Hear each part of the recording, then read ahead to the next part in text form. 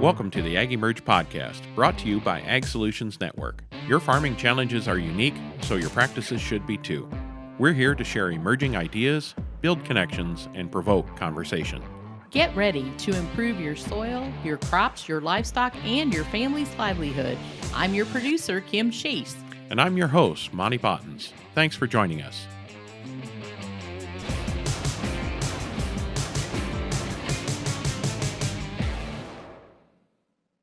Thanks for joining us.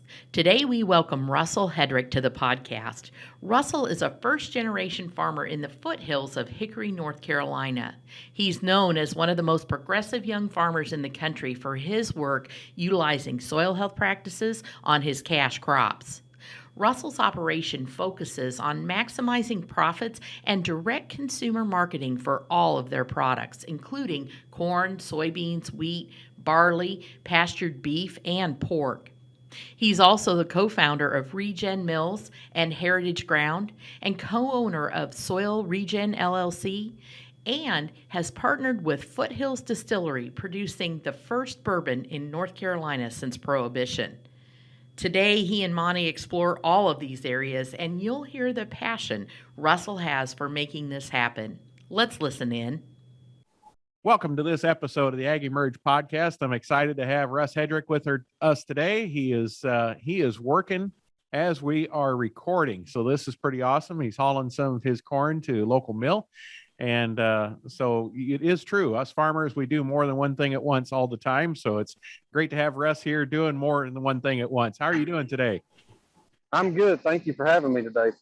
Well, we appreciate you carving some time out of your busy schedule to share your thoughts and ideas. You definitely have some big ones, and we're excited to hear where we go today. It's going to be a lot of fun. First off, I like to start with on these things, Russ, is just tell us your story. Tell us, how you got started in farming and where you've come from and kind of the why. What's behind Russ and your farm and what all you do. Well, man, if we're going to take it all the way back, I think we'd have to take it back to when I was about 5 years old, and my grandpa Richard had probably 10, 15 cows, and I used to be his tractor step buddy, and when he would make a little bit of hay, I would ride around on a Ford tractor step, and my eyes would swell shut, my nose would run, and I absolutely hated making hay. But I always enjoyed time with my grandpa, and that introduced me into ag. He started me out with a couple baby goats, and as I got older, started getting into I'd get calves for my birthday or Christmas or something like that, and I would raise out cows. And when he passed away, kind of took a little bit of a step away from ag, and I was a full-time fireman at the time, and decided that if I wanted to be a farmer, it was then or never. So kind of placed my bet, borrowed some money, and we started with 30 acres of row crop in 2012, and we've just kind of expanded into our different enterprises from 2012 till now. This will be our 10th year farming coming up. That is incredible. And you're in North Carolina, correct? Tell us about where you're located and what your soils are like and topography and those kind of things. So we're in the western part of North Carolina. We're in the base of the foothills. So our western county ground, typically, mostly hilly, good for livestock. And then once you start moving to the northeast part of the county, it starts flattening out. We start getting into that bright red clay that is always 10 days away from a drought. Doesn't plant well, doesn't take water well. It's essentially the soil that God made to hold North Carolina together. There you go. 5 o'clock dirt. It's too wet at 5 in the morning and too dry 5 at night. That's pretty darn close to what this part of North Carolina is. Like I said, our state motto is we're 10 days away from the drought. Well, David Montgomery's work, he talks about the, coastal plains and all the erosion that happened there during colonization. That used to be really good soil at one time, but some plows took care of that, didn't they? Yeah, I'd say years of tillage have definitely shown their ugly heads, especially here in North Carolina. It's just so many generations been tilling quite a bit. So now you kind of skipped over it there a little bit. You said 2012 you took off. Give us a little overview of everything you've got going on today, all the different enterprises on your farm, and why the madness, right, Russ? Why? What's wrong with you? Why do you do all this stuff? So 2013, I met an NRCS employee called Lee Holcomb, and it wasn't even really to meet him. I went to our local soil and water district because we had a winter erosion and winter weed issue, and I was trying to go to soil and water to understand how to combat that. And this crazy young guy about my same age was across the hall, and Lee poked his head out kind of like a friendly neighborhood drug dealer, and he was like, "Hey, let me tell you about cover crops. Do you have a minute?" And I mean, it really did. It's funny, but it really did happen that way. And so I walked into Lee's office, and NRCS at that time had just came out with a new video called Undercover Farmers. Lee showed me a 30-minute YouTube video that Buzz Clute had put together. If people haven't seen it, it really does give a good overview, and it showed farmers from North Carolina all the way to North Dakota and the success that they were having with the soil health principles. And I guess being first generation and really knowing nothing about farming at the time, it really, there was no negative to anything I heard the entire time. And so it gave us the confidence between that and the amount of hours that Lee spent with us to really learn about covers and learn about the benefits and more than just what we were combating at the time. And then I met this crazy guy named Ray Archuleta. And, you know, Ray's got me into all kinds of wild enterprises. And so now hold on just a minute. If Lee was a drug dealer, drug pusher, and cover crops was your gateway drug, what does this make Ray? Oh, Ray would have been like the mafia boss at the time then. Oh yeah, he's the Don Vito there. Yeah, he would have been the mafia boss. And you know, Ray talked to us about livestock and told me about, you know, grazing them like buffalo. It was a deal you couldn't refuse. Yeah. And the bad thing is you know, at that point in time, cows were like $2 a pound at the sale barn to buy somebody's headache. I think it's the highest it's ever been in my farming career. And there Ray was talking me into buying them. Don't you know that's what you're supposed to do? Buy high, sell low? Yeah. I think that is the American farm model sometimes. But Ray told me about this guy named Gabe Brown. And, you know, we you know, got his phone number and called him up. And I would say as far as the as far as the stacked enterprises go, I would say Gabe probably gave me the most confidence to really take that chance on doing those stacked enterprises and also the need for diversification on the farm. I mean, he explained it well enough to me that it wasn't an option. It was something that we had to do. Yep. That's it. And so that kind of brings us in at that point in time. You know, it's about 2014. We got recognized for being the innovative young farmer of North Carolina by the ag commissioner. And I had a friend that Zach went to college and got his MBA, and his dream was to open up a distillery. Him and Tim started the distillery and called me up one day and said, "Hey, you know, we heard that your corn is a little bit different than anybody else's. Can you tell us about it and why it's different? And, you know, would you want to partner up with Foothills and start something from scratch?" And so that's how we got into the moonshine business and then later on the bourbon business. Well, fantastic. So along the way now, I know I've heard you got the beef business, pork business. I get a kick out of how you talk about the pork, that if they start rooting a whole bunch, they go to freezer camp. So I use freezer camp all the time too. It's a great term. And then the corn business, which went into moonshine and then went into bourbon. Now, I don't think we've touched all the enterprises here yet, Russ. No, we've still got a few more. So we started with livestock. Then we went to pasture pork. Which, the funny story about the pasture pork is I actually raised those first 14 Berkshires were raised in about 1.5 acres a yard behind my house, right outside of town. And some neighbors loved it and some neighbors did not. But I will say, rotating those animals, they never had that confinement smell to them. It really did work out well for our area. Mm-hmm.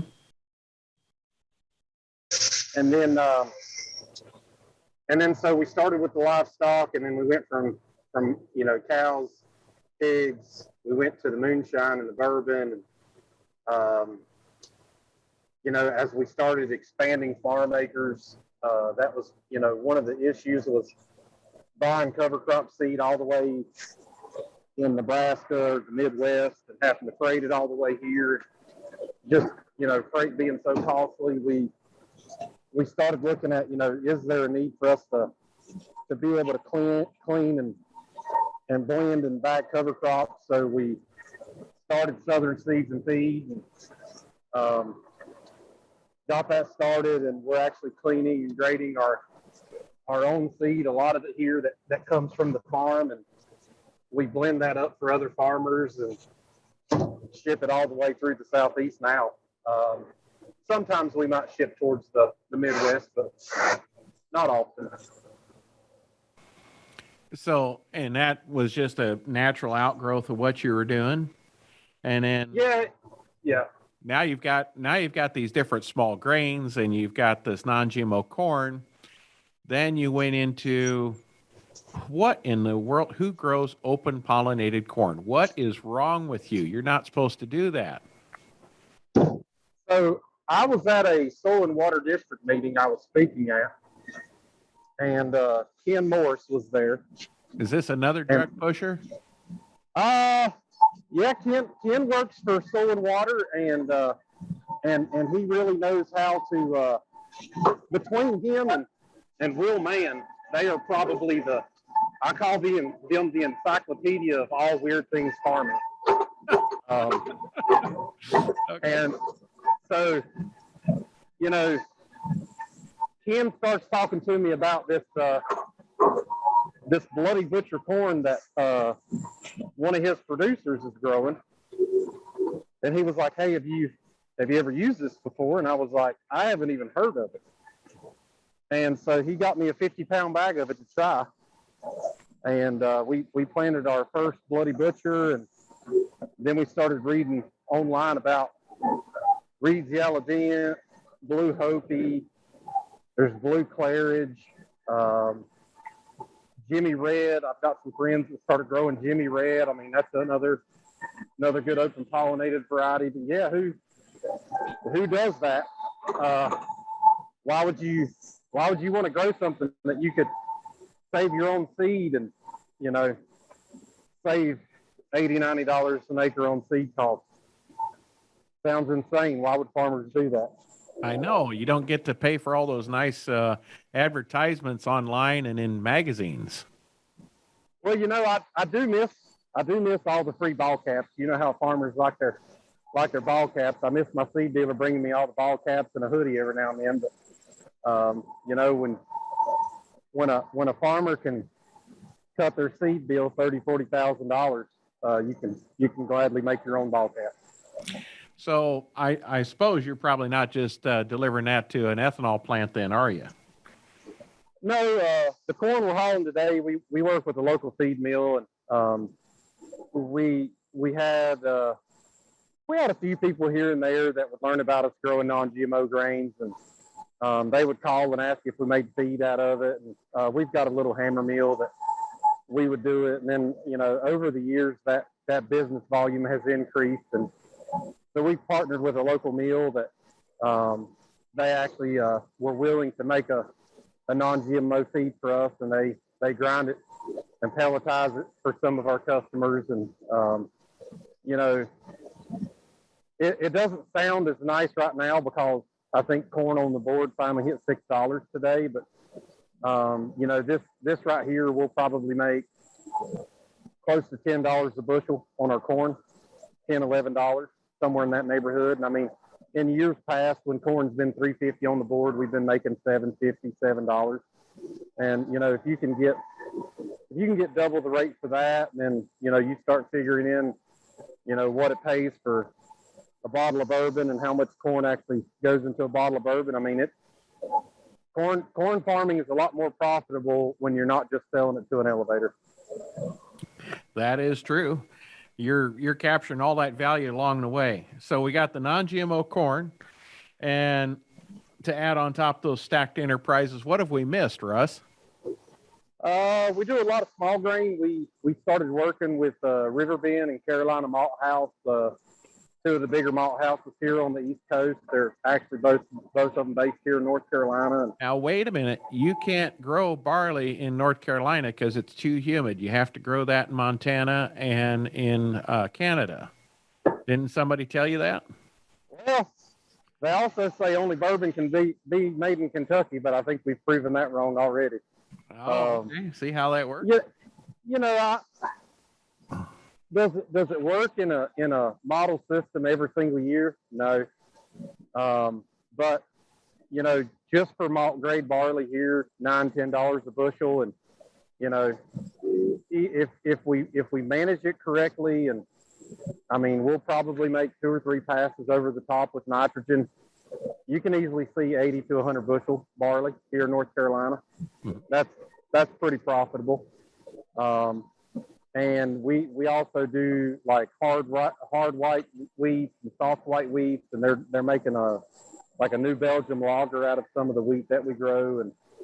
And you know, started working with the malt houses, and then Sierra Nevada built a brewery here, and started doing some consulting with Biltmore State and Sierra Nevada. And, they started looking at, you know, beer production for themselves, and it really has surprised me that these large vendors and these large brewing companies, they do have good corporate mottos. They want regenerative farms. They want farmers to make money, but at the end of the day, they know so little about what actually goes into the production of what I do as a farmer, that it really has been refreshing to see them ask a lot of questions, you know, come out to the farm and make visits and see, you know, how we're, you know, split applying nitrogen so that we're not overloading the ground for more than what it can hold and then leaching into the water table or streams. And, you know, it really has been a big change, I would say, in the last 3 or 4 years about how companies are viewing what we're doing as farmers and how environmentally sound it can be, looking at some of these regenerative practices. That is fascinating. And I think they've been insulated from us by the middleman so much that they're, you know, when they buy just a commodity, they're just buying carbohydrates, proteins, and weight, you know, and It's great to see them getting connected and because then they can tell that story in their bottle of beer or in their, you know, whatever they're using in their end product. So that's cool. And go ahead. That's kind of where, you know, I'm you know, meeting everybody at the conference we had there in Iowa. It just seems like when COVID hit, everybody just got so, you know, insulated and shut off that this last summer, I finally got to hit the road again and hang out with Rick Clark and Lauren Steinloggy and Lance Gunderson and the Haneys. And I was just having a conversation with Liz one day, and I was like, listen, more now than ever, farmers need help. Inputs are going up, and input availability is going down, and you know, we've really got to focus. So Liz had started Soil Regen years ago, and me and Sarah Varble partnered with Liz as co-owners, and since it's kind of honest to just think about, it's crazy that since August of this year, we revamped Soil Regen. We started Regen Mills, which is a mobile milling operation for grits and cornmeal and flours. And, we started Heritage Ground, which is our brand,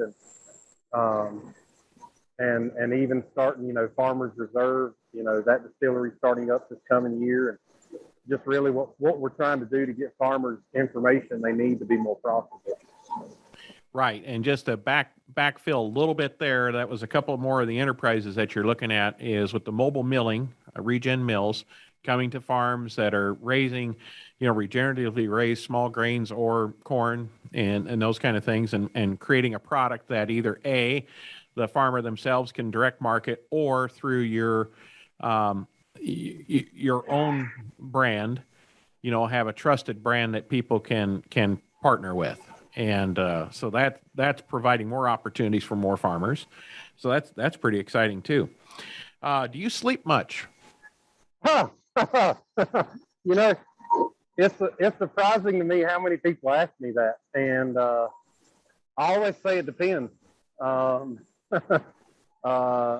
would say on average maybe 3 to 4 hours a night if I'm lucky. Most of the time, I've gotten really good at taking power naps on airplanes, or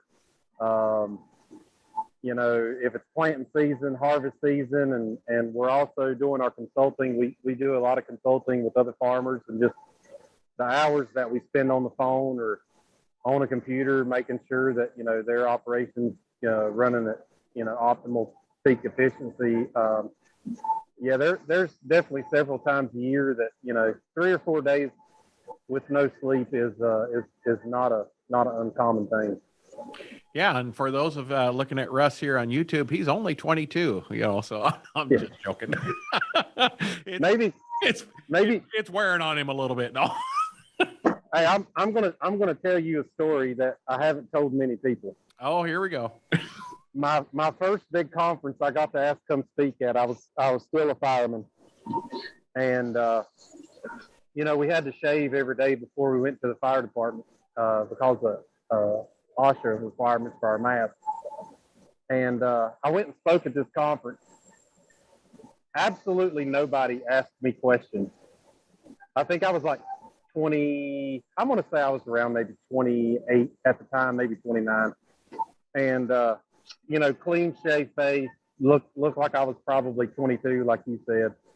And I was just so disheartened. And one old man told me, he was like, well, what do you think I'm going to learn from somebody that's as young as you that hasn't been farming that long? The funny thing is, they asked me to come back and speak again the next year, and I just, resigned from the fire department, started farming full time. I had a beard. That same man was there and asked me all kinds of questions, and I was like, you don't remember me, do you? And he was like, who are you? And I was like, I had almost the same exact message last year with a shaved face, and you said I look too young for you to take advice from. So I guess having that beard added 10 years to me, and maybe they listened a little better. So the beard took it up a notch, and then obviously your signature black hat took it up 2 notches, didn't it? I don't think I was in the black hat mafia at that time. That's something that Jimmy and them started at No Till on the Plains a couple years later. But yeah, that's the black hat mafia. That gets you at least a little bit of street credibility. There you go. We're taking a short break to share that the AgEmerge podcast is brought to you by the team at Ag Solutions Network. Rooted in innovation, ASN is committed to leaving the land better than we found it, not simply maintaining it. We're here to help you navigate the balancing act of productivity and building a legacy. From practices to products, ASN is more than a new jug. It's a new way of thinking. So don't be afraid to be different. Be afraid to be the same. Contact Ag Solutions Network today at asn.farm. And now, back to our show. So, when people talk regenerative, there's a lot of, it means a lot of different things to a lot of different people, both on, product verification side and also on practices side and such. But just what does regenerative mean, or regenerative farming mean to mean to Russ? They asked that question about 3 years ago now, and it really did surprise me that absolutely nobody had the same, answer. And I guess it does mean so many different things to so many different people. But I mean, to me, regenerative farming, I'm looking at the next generation. My daughter just turned 8 years old. She loves picking corn. She hates picking beans. Pigs are probably her favorite animal. And I mean, regenerative farming to me just means that I'm building a wealth of soil for her to be able to hopefully farm whenever she decides to, if she even wants to. It's really just making something better for the following generation. It's not to take it now and try to get the maximum amount of dollars out of it. It's to make money and try to make it better for the next generation that's hopefully, going to feed the population like I am. So why do you do all of these extras that you're doing? I mean, how many total crops do you grow? I'm counting about 9. I was going to say it's probably 9 or 10 crops. I like the challenge. I love picking corn. We call soybeans peasant peas here. I absolutely hate picking soybeans, but I've always enjoyed watching something grow, and I've really always enjoyed watching something new grow that I've never done before. And for us, it's more about diversity. I mean, I'm not oblivious to the fact that we're going to have drought years, we're going to have flood years. There's going to be years that grain production's bad. There's going to be, just like this COVID outbreak, there's disease in animals. Look at how we've had to limit imports from certain other countries because of swine flu. I know there's going to be good and bad. It's always a cycle in ag, and really us having such diversity really helps to minimize if we have a bad year in one enterprise. At least the other enterprises, should be there to pick up the loss and keep our farm profitable every year. I mean, I don't know a whole lot of farms out there that can say 10 out of 10 years they made money. And that's the big key is what good is it to me as a farmer? I mean, farming's hard work. It's dusty. It's hot. It's cold. It's wet. It's dry. If I'm going to put my heart and soul into growing something, I would at least want to see a return that my family is going to benefit from it. So that's a great perspective on and what's driving the diversity on there is really a strategy for, risk aversion, because you're not covered, or many of your crops aren't covered by crop insurance would be my guess. So you have to build your own insurance into your crop plan. Is that a yeah. Say that? Yeah, there's a lot of our crops that we haven't been able to get crop insurance on, and there are ways, 3 years of production history on certain commodities, we can then apply for crop insurance. And, there's a lot of regenerative consultants, speakers, whatever you want to call them, that, they don't like crop insurance and they're trying, to get people to understand the farm with as little bit of government subsidy as we can. And I understand that, but sometimes farmers don't have that luxury. If they're getting an operating loan and a ag bank requires you to have crop insurance, you got to find a way to farm within the system at the same time that you're doing something different. And it definitely has had its challenges. That is a real challenge there, because the current system's set up to support the current system, right? So, yeah, I mean, the banks are set up to support conventional agriculture. You've got the entire farm program, crop insurance, all those kind of things, and the market is too. And so not only are you fighting peer pressure, if that ever, which don't bother you at all, but I mean, the average farmer worries about what his neighbors think of him. You've got that, what the family thinks of you. You've got the bank and the whole system. Then you've got on the output side, how do you sell this, right? How do you sell these different things, and where do you get the delivery points? Who's going to buy it? You're not afraid to be up to a challenge. How do you encourage other farmers to have that same intestinal fortitude to overcome these things. You know, the sociology portion of it, and it's a fight to do what you're doing. How do you encourage them to do that?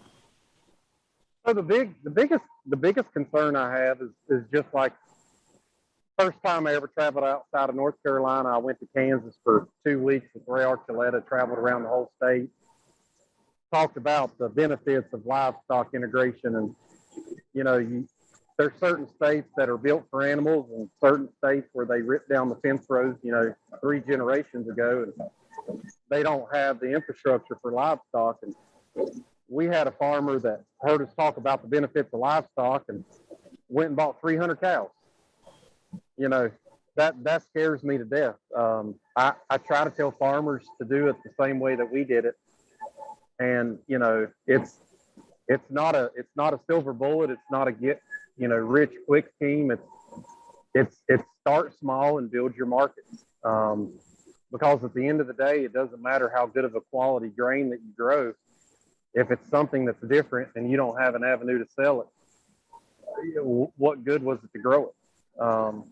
So I think that's a really good point there. If I can, I'm sorry to interrupt, but go ahead. I think people, us farmers, we get so worried about thinking, well, how are we going to do 1,000 acres of this? Right? You know, how are we going to sell 1,000 acres of that? How are we going to, you know, get the equipment for this size?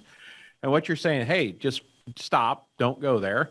How are you going to do a bag of seed or a couple bags of seed just to try it? And it, you know, and the wilder it is, probably the smaller you try, right? And then if it works, then move from there. I think, don't you think some guys get overwhelmed thinking about at the big that they skip even trying the small? Well, I think that this quote unquote scale of economics is driven into farmers so hard by our current policy that a farmer thinks that they need 1,000 acres of heirloom corn to justify doing it. And, you know, to give you an idea, say Regen Mills and Heritage Ground, 1 acre at 100 bushels to the acre. If you grind it up into grits and cornmeal and open pollinated corn, and even after paying for milling it and bagging it, if the farmer sells it direct, we didn't want to be a middleman company. We're essentially only facilitating a means to produce the good. So the farmer gets all the profit. That 1 acre of open pollinated corn could make the farmer anywhere from $15,000 to $20,000 an acre net if they were to sell just 1 acre. And if you look at the average year in commodities, I mean, yeah, corn's $6 on the board right now, but nitrogen's $1.20 a pound. Phosphorus is 90 cents a pound. Seed corn prices are up. Chemicals are up 300-400% if you could even get some of them. Well, just say the average farmer made $100 an acre. I mean, and compared to the Midwest, I've heard numbers in the Midwest where some of these large, 10, 20,000 operations are shooting for $20 to $25 an acre profit. That's their profit margin. So let's just quadruple that and call it $100 an acre. Well, that 1 acre is now worth 200. That's a massive amount of risk that you just took off the table because you're growing 1 acre instead of 200. Is it going to be easy to sell an entire acre of grits and cornmeal? No, you're going to have to hustle at it. And, direct market, Facebook, social media, e-commerce. But those are all things we have today that we didn't have 5 or 10 years ago for sure. Exactly. And I think it helps farmers have an avenue to limit risk while increasing profitability. And we're talking about 100 bushels of corn. What other time in our lives have farmers been able to make that kind of money on 100 bushels of corn? But that's, go ahead. I was just going to say that's all we're trying to facilitate is to get farmers to think outside the box, that you can still, if you want to farm 10,000 acres, you can still farm that. and you can do a commodity and haul it to an elevator. But you can do both. I mean, the equipment that picks 10,000 acres worth of corn will still pick that same acre of our corn that we're trying to get farmers to look at doing, this direct marketing with. So, I mean, there's not even a large investment in equipment needed. We're simply utilizing what farmers already have. The only thing that they've got to do is have a little bit of storage capacity. And in the grand scheme of things, when you're talking about a $2,000 to $3,000 investment, that gets paid back pretty quickly.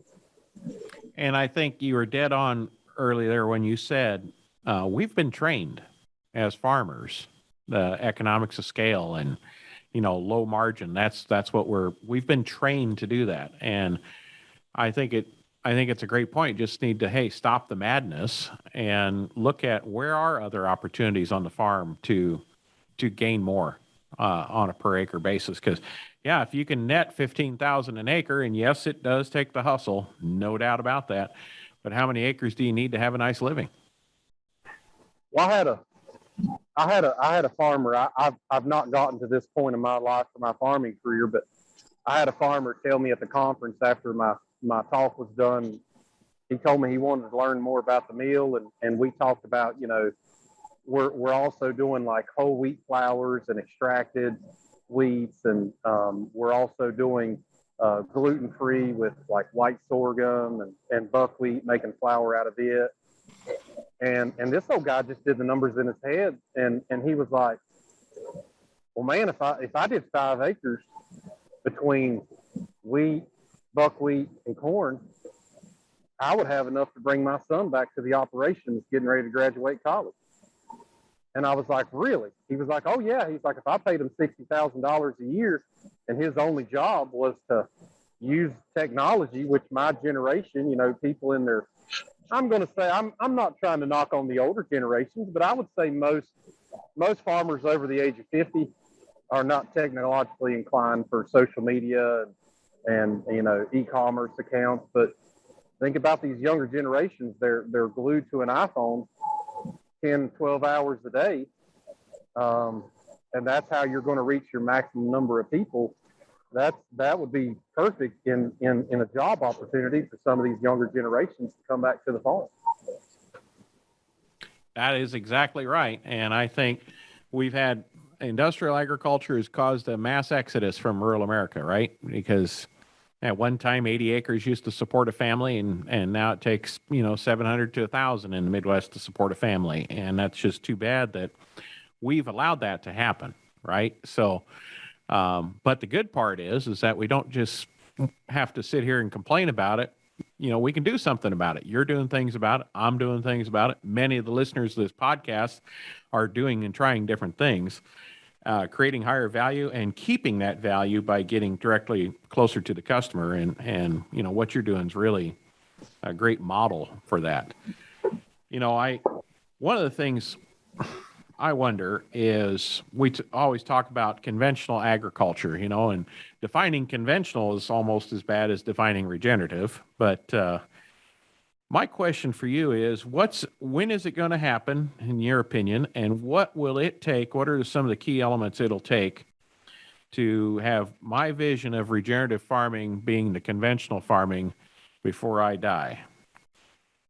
Now, that depends on when I'm going to die. I don't know that yet, Russ, but what's it going to take to where regenerative is the conventional? I'll be honest with you.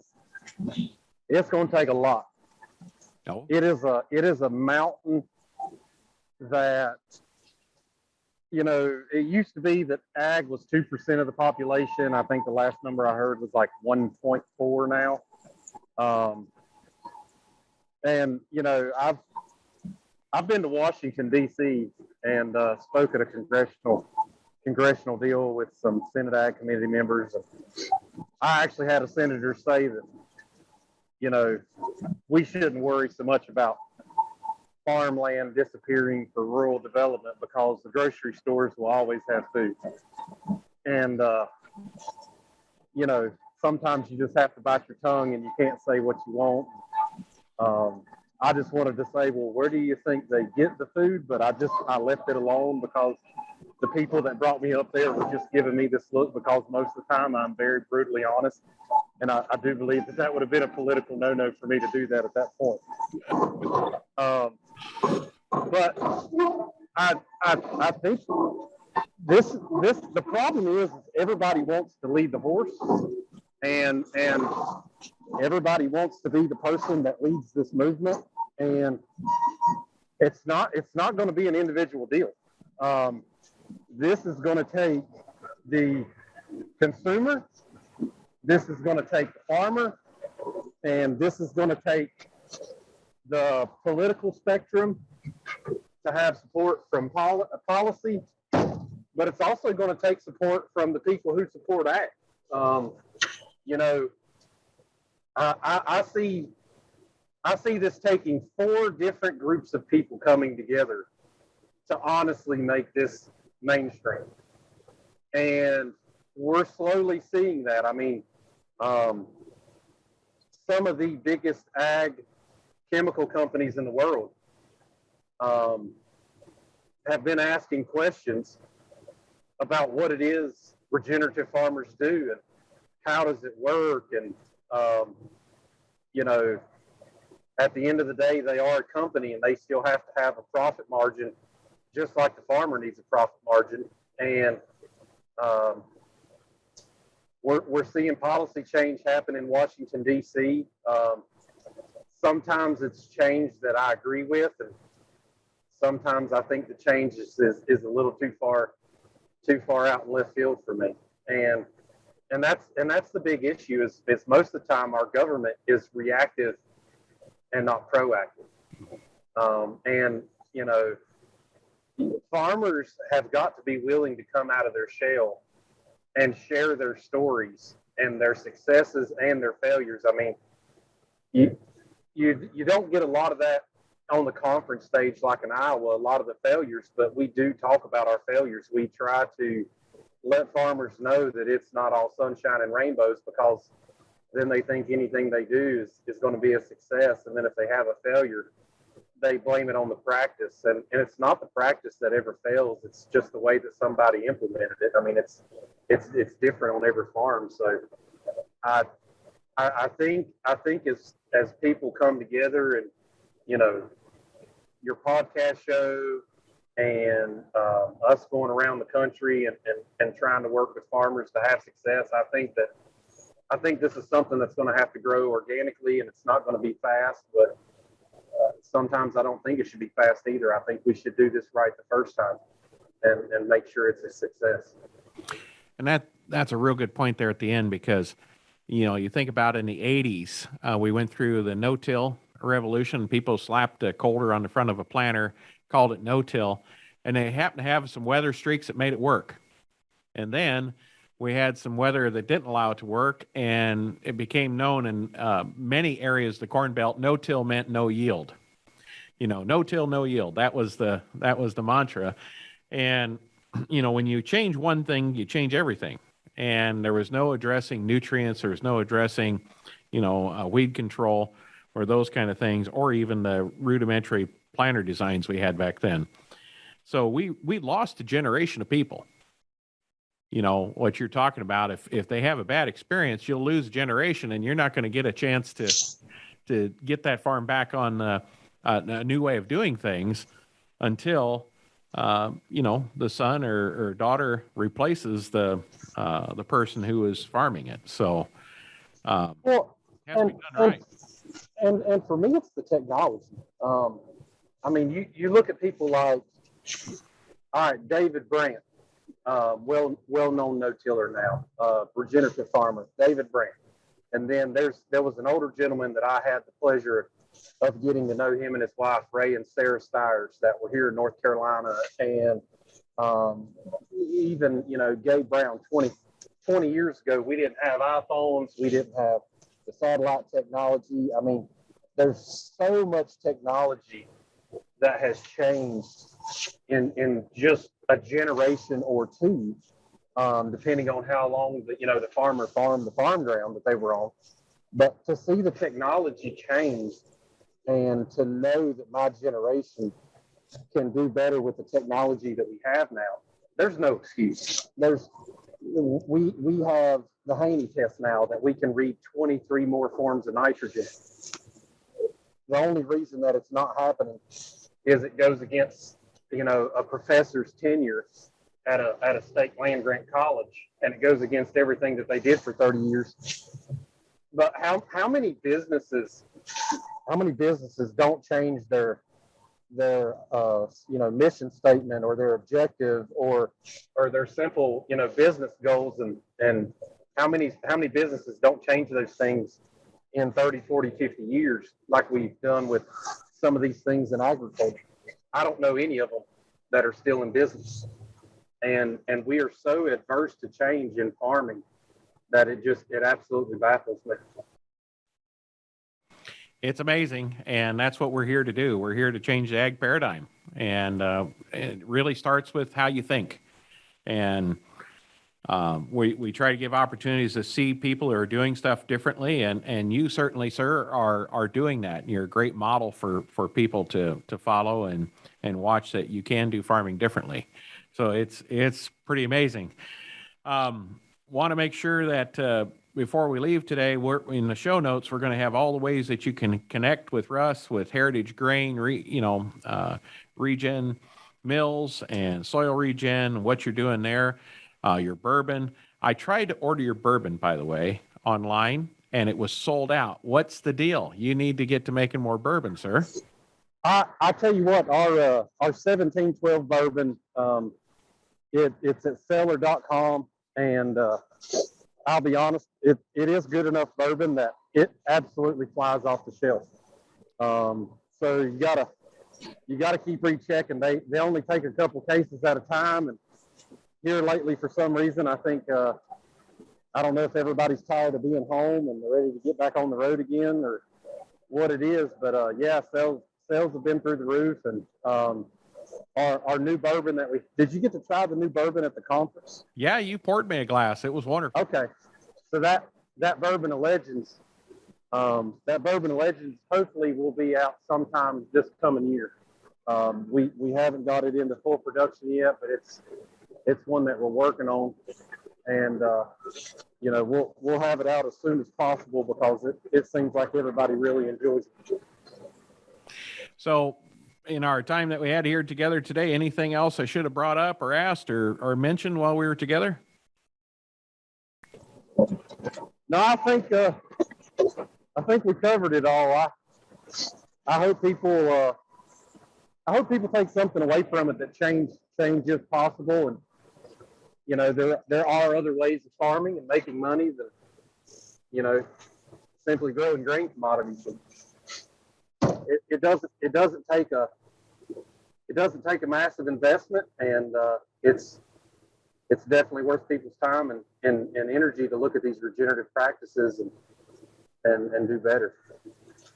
And creating opportunities for family, friends, neighbors to stay in your community or come back to the farm. I mean, that's the wonderful spillover effect out of all of this. The soil improves, your life improves, your financial stability improves, your community improves. It just takes extra effort, right? And it takes the ability to think differently. When you say those are probably the two main ingredients? I would say the biggest paradigm break is just getting out of your own way. That understanding of how Grandpa farmed and Dad farmed. I'm not saying some of it still doesn't work, but I'm saying that we can definitely do better. I think when I talk to multi-generational farms, be proud of what your family heritage is, and be proud of what your family accomplished with the little that they had compared to what we had now. But if I had generations that had farmed before me, I would want to do the best I could and do better than them to make them proud. You mentioned the impact Grandpa had on you, making you do hay when you got hay fever and riding the tractor with him, and how much you appreciated that. And then you also referred to the fact that it's okay to do different than what Grandpa did. And really you're a first generation farmer, like you said, that you got started here. Now speak to your granddaughter or your grandson that's coming after you. What do you hope they're doing? your hope that they're not farming like you, right? You would encourage them, give them license to not keep doing what I'm doing. Oh, absolutely. I hope if my daughter, if my grandchildren, if anybody, decides to be in production agriculture and grow food to feed this country, I hope that they're doing stuff that I never even could have dreamed of. And if they're doing the same thing I did, then I failed. My goal is going to be to instill into my daughter and anybody that comes in our operation is think outside the box and do things that my generation just didn't have the technology to do. That's all I can ask. That is awesome. Well, in the meantime, you keep feeding your community and keep everyone cheerful. That's got a glass of bourbon in their hand. Well, if you see me coming to a conference near you, be sure to come by. I always carry samples, and I'm glad to give them out to. See, that's why you're so popular. Well, I like to see people smile and have a good time. If the one thing in this world that I'm known for outside of farming is that I always told jokes, made people laugh, and they had a good time when they were around me, I'd say life was a success. Great way to put that. Thanks for your time today, Russ. I really appreciate it. Hey, thanks for having me on, and y'all have a good afternoon.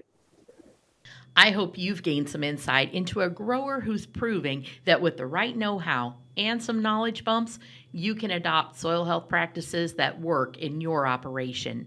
And again, he's a great example of the kind of folks who aren't holding their cards close to their vest. He's passionate about helping every grower achieve great functioning soils. It's so fun to talk to folks like Russell who are making it happen and sharing their knowledge. And as always, if you'd like to learn more about what we're doing to help growers implement soil health practices, check out our website at asn.farm. And there you can click on the links to follow us on Facebook, Twitter, Instagram, LinkedIn, and YouTube. There's a lot of great things happening and always something to learn. Thanks for listening.